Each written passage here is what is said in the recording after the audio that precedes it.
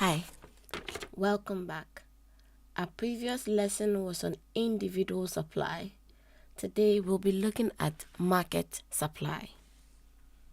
So market supply is the sum of the quantity supplied by each seller for each price. Now what this means is that if there are 20,000 suppliers of a particular good in a market, market supply is the sum of their individual supply at each price. For instance, if a price of a good is 2, the market supply is the sum of individual supply of these 20,000 suppliers in the market. If the price were to reduce to 1, then the market supply will be the sum of the individual supply of these 20,000 suppliers in the market. Now, to draw a market supply curve, we need to know the price of the good and the individual supply of each firm.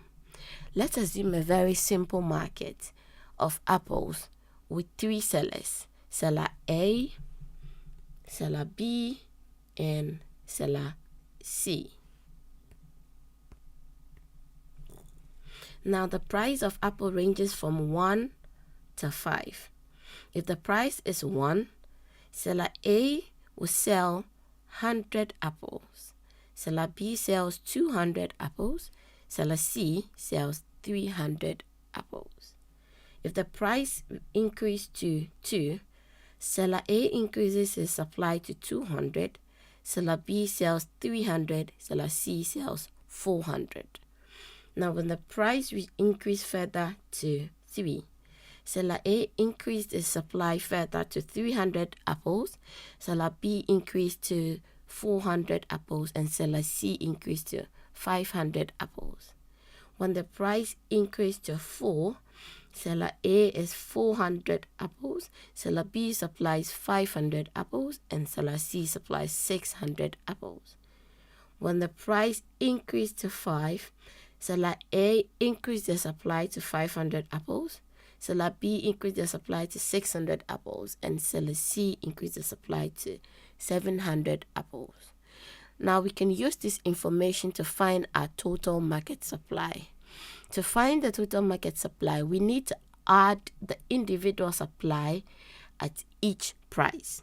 For instance, at price 1, seller A's supply is 100 apples, seller B's supply is 200 apples, and seller C's supply is 300 apples. If we add that, we get a total of 600 apples at price 1.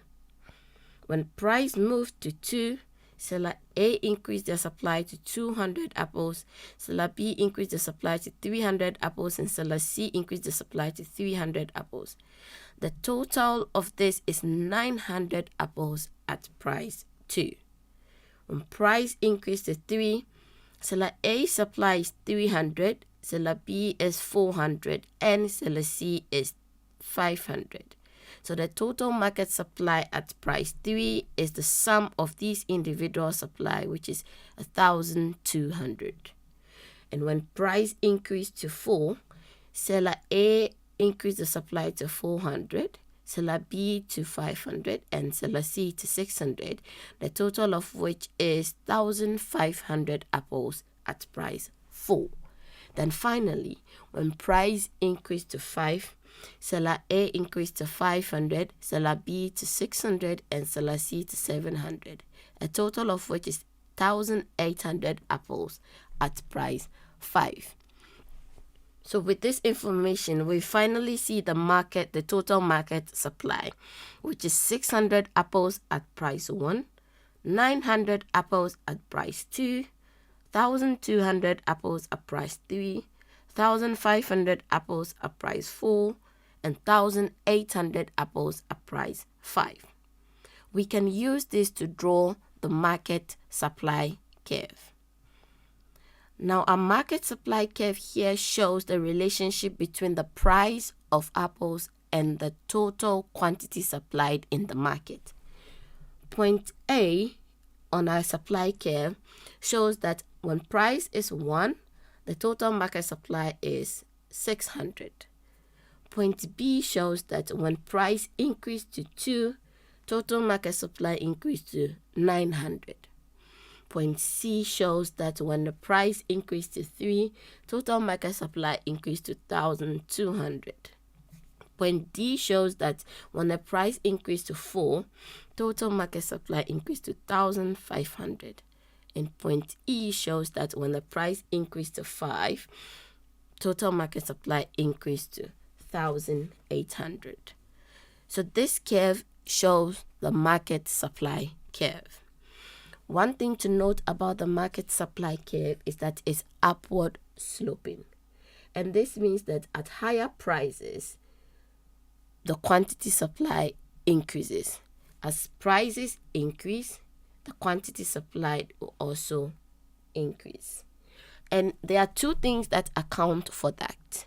The first is for existing firms, when prices increase, they find that there's new profit opportunity. So they increase the production of the good. So for example, what we have in the previous example, firm A, firm B, and firm C are existing firms. When the price moves from 1, 2 to 3, you find that they also increase their quantity supplied according to the increase in price. Now, the second thing that accounts for the upward sloping nature of the supply curve is that apart from existing firms, there are potential firms that are not yet in the market.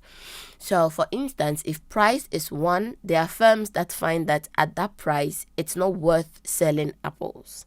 But as prices increase, they find that now the market of apple has become profitable, so they also enter the market. So what we're saying here is that as prices increase, two things are happening. Existing firms are increasing their production, and firms that were not in the market already now enter the market. These two things account for the increase in supply as prices increase. Now let's look at movement along the supply curve.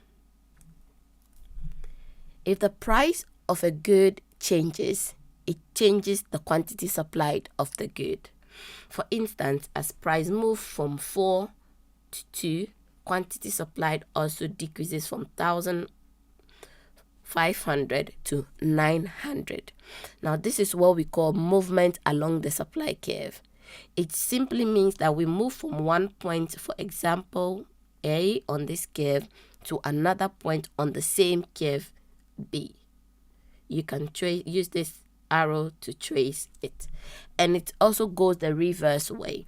If prices increase, you move from one lower point on the curve to a higher point on the curve. This is what we mean by movement along the curve. And the only thing that causes movement along a curve is the change in the price of a good. If the price of a good doesn't change, but any other market factor changes, then there's no longer movement along the supply curve, but it causes a shift in the supply curve to the left or to the right. And that is what we'll be discussing in our next lesson. So this is all we have for market supply. If you enjoyed today's lesson, consider subscribing. Thank you.